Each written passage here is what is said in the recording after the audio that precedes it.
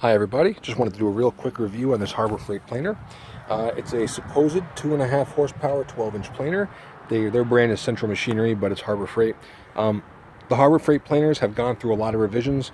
This is the most latest one. I got it about 2 months ago. I hit it with a 25% off coupon, and I think it was like just about $200, and I think that's the best money I ever could have spent. I really like the switch. It's got one of those nice table saw switches, so in an emergency or quick shut off, just smack it off. Circuit breaker's right there. It's actually got, I think this is a stainless steel bed. I'm not positive on that, but I gave it a coat of wax just to be sure, in case it doesn't rust or anything. The adjustment seems very accurate. I actually didn't measure the ruler, to see if the adjustment's accurate with the ruler. I'm sure that's adjustable, but I don't care. I use calipers all the time. It's got rollers up here. Your friend can roll the board back to you from the other side. I don't have dust collection, so I try to do my planing outside when I can. That blower is absolutely incredible in the amount of force that it has to blow the chips out. That thing throws chips upwards of 10 feet away. Fantastic. I don't even need dust collection in the future. I'm planning on putting this in my basement shop when I clean it up, and I'm just going to run a bucket, with like a dust hood over it and just a hose. It comes with an attachment, I think, for something like a dust bag or something, but it doesn't have one. But it's got the actual attachment for dust collection right there. It comes with a hex key, which works all the bolts on the thing. It's got the removable knives. It's got 2 knives. You can flip them over. Plus, you can buy new ones. Knives for this thing at Harbor Freight are only about $20. I mean, you can't go wrong. Here's the result. I planed this really nasty old wood over here. This wood is upwards of 10 years old. It was cut down at my father's house from really, really, really old standing pine trees, but it's been sitting outside for over 10 years. So, works fine, and it's good wood. It's really dry, but it's almost getting a little punky. But boy, can you see the finish that this wood provides? I mean, it's reflective. Do you see how shiny that is?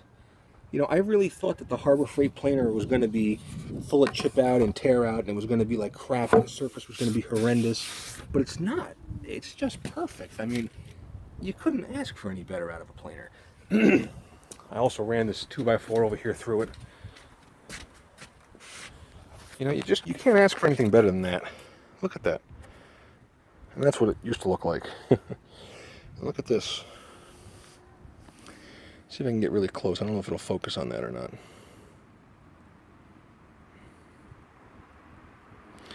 But, long story short, I've been wanting to get a planer for quite a while now, and I had decided I was going to save my pennies and get a DeWalt something or other and put the spiral cutter head on it. Absolute fantastic option. Downside is, when you're all said and done, you're looking at $1,000, and everybody puts the spiral cutter head on, not only for all its benefits, but because the DeWalt knives, and you can see this on any review anywhere about the DeWalt planers, that they're about as soft as butter. They chip out putting a pine 2x4 through them. These Harbor Freight knives don't seem to chip very easily. I was taking deep cuts, thin cuts. I haven't nicked anything. Everybody online that talks about the Harbor Freight planers doesn't really complain about the knives. They might have complaints about the noises that it makes, and it makes some noises. Some guys said that there's a rattling noise. You can take these covers off and grease something in there. I don't care. I think it's fine the way it is. Long story short, don't hesitate to buy this planer. This was some of the best money I ever spent in my woodworking career. Absolute beast. It didn't slow down. It didn't jam up on me. The only thing I have a question about is this. I'll show you. Hold on. It's got the underside here where the chain drive is to make the adjustment mechanism is completely open to the environment, which I thought there'd be a cover on or something. I haven't owned a lunchbox planer before, so maybe I'm wrong. Maybe they don't have covers on them, but this one sure didn't.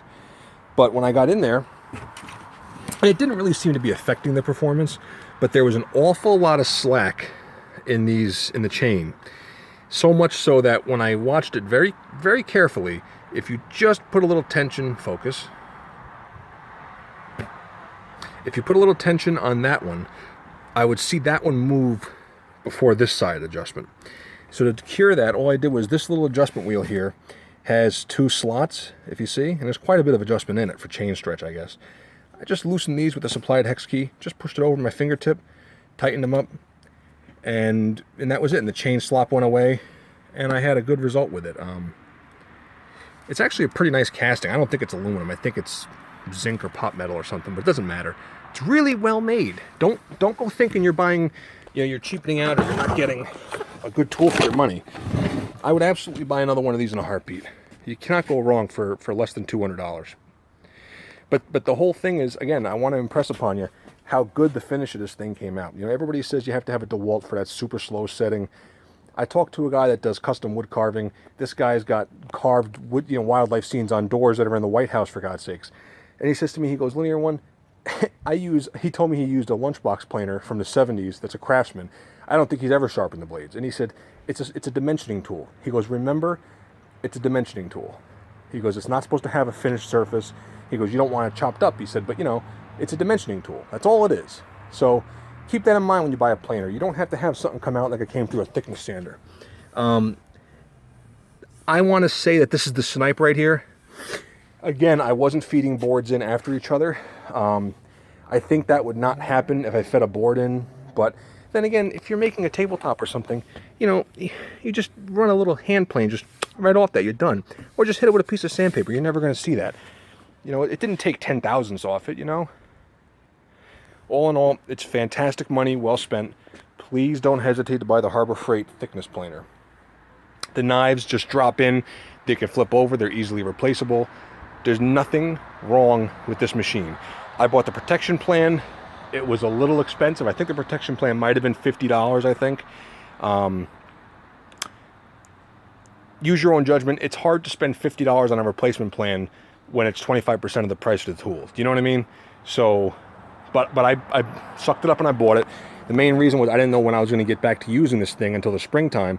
I had a nice day here today. It's 60 degrees in New York State, so I figured I would get the thing out and try it, and it worked out well. I'm glad I bought the plan. I'm glad I bought the tool. Yay, Harbor Freight. Bye-bye.